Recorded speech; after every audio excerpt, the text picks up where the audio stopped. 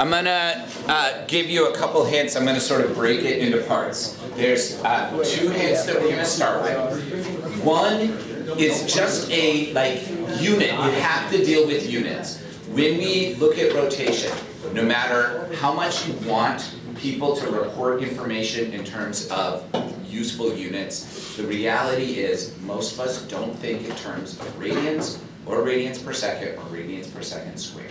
You are almost certainly going to be looking at things that are moving and thinking about it in terms of rotation. That's normal. So one of the things that you have to understand is that one rotation or revolution, right, that's the same thing, is equal to an angular distance of 2 pi radians. So this 160 revolutions is 360 pi radians. That's like around more than 1,000 radians. Okay, how many turns is it? If something spins around 180 times, that is something greater than 1,000 radians of rotation. So that's a quick hint. This is something that's going to lead to incorrect answers, and it's frustrating, but this is something that I care less about, because what I care more about is what in the world do you do to solve this problem? This is kind of a nightmare. And the answer is, you're not going to believe it, but it's the same thing we've done before. We have systems and we have equations. We're going to apply all the same systems and equations that we did. So here we have something about torque, here we have something about diameter, we have something about rotation, we have something about time. How can we piece this all together? Well, one thing we can recognize is if there's an overall torque, then there's going to be constant acceleration. We have a bunch of information about this thing. It starts at rest. It makes 360 pi radians of angular motion, and it takes 15 seconds. So here's my sphere,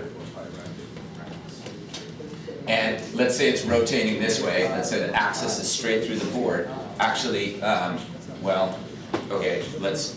to just say that's the positive direction because I already drew it, and I don't know how to erase on this thing.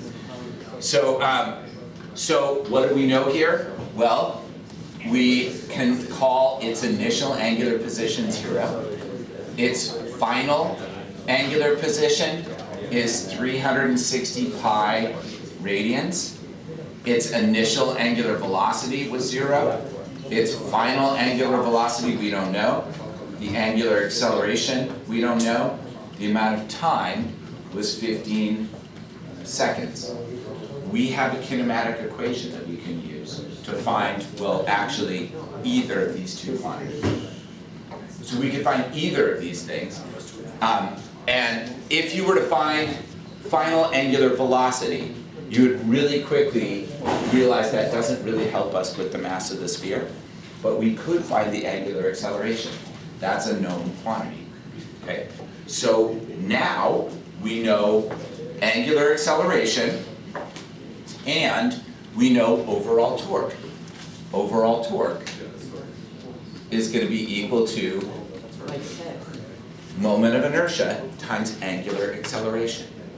So we can find moment of inertia by dividing this overall torque that we were given of 12.3 Newton meters by the angular acceleration that we can find. This is what I mean by finding moment of inertia experimentally. In this case, we're not using an equation for moment of inertia that has anything about mass or anything about dimensions.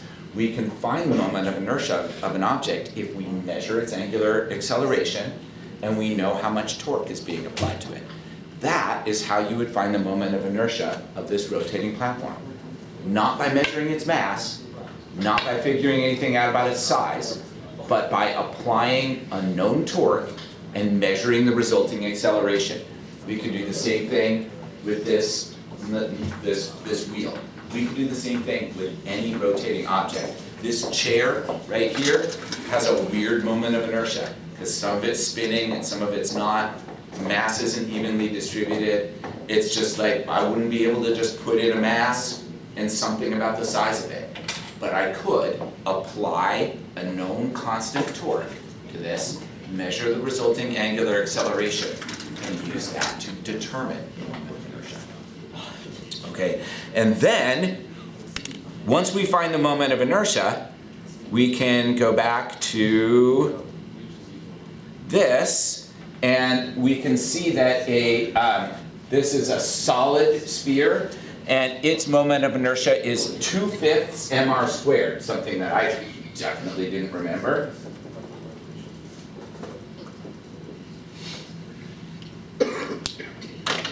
And if we go back to our problem here, if we find moment of inertia, we know that the moment of inertia for a solid sphere is going to be 2/5 mr squared, so we can now find mass. We know the diameter of the sphere, so that means the radius is going to be the diameter divided by 2. So that means we can find the mass. It's going to be 5/2 I over r squared, or over d over 2 squared. This is, there's nothing complicated here, but there's a lot of like, well, you gotta make this conversion, and we have diameter, but what we need is radius, and we need to move from angular kinematics to angular dynamics. Then we have to apply this known formula for moment of inertia for a solid sphere, which you just have to look up.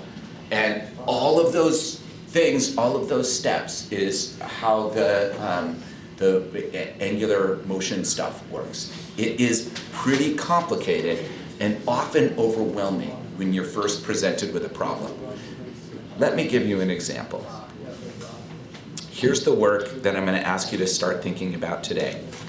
This ultimately, oh my gosh, okay, this is, I can't unclick on things. I see what's going on now. There's like, this is a mouse error, but I don't know if it's this mouse. There we go. Okay. Poor computer. Oh my gosh, it's just like randomly clicking on, like I'm just getting random clicks from everywhere. This is so ugly right now, I can't even begin to tell you. Okay, let's see. All right, I think I got it. Okay, so here's our general system. This is what we're going to be using. These concentric pulleys. We're going to hang one mass off the right-hand side for the pulley that's 3 centimeters away from the center of rotation, which is this one right here. We're going to hang another mass pulling off the left-hand side, right-hand side, off the right-hand side from the next size pulley down.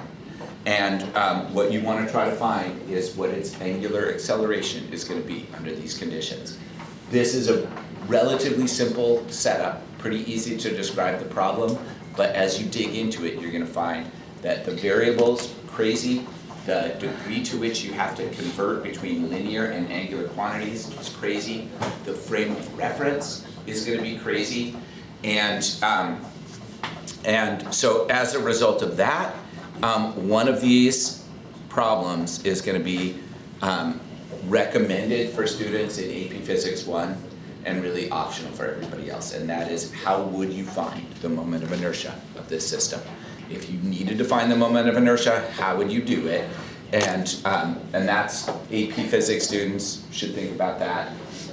Otherwise, we can assume that the moment of inertia is relatively small, somewhere between 1 times 10 to the negative third and 1 times 10 to the negative fourth kilogram meter squared.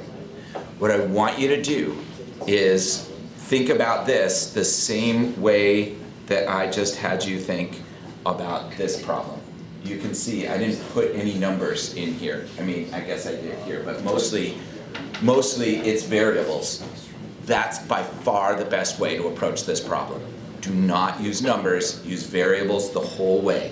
So as you're working through the problem, don't think these are gonna be givens, but don't think about them as numbers. Think about them as known variables. You're gonna know how large this mass is, but call it M2. You're gonna know how large this mass is, but call it M1.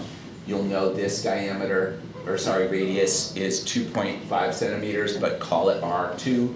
You'll know this is 3 centimeters, but call it R1. You'll know the moment of inertia is gonna be between 10 to the negative third and 10 to the negative fourth, but just call it I, because you'll get much more mileage by only using the variables, okay? And this is gonna take us a couple days to work on, so you have the rest of the period today to work on it, and then we'll keep working on this on Monday during class as well. Let me know if you have any questions, let's see what you can do.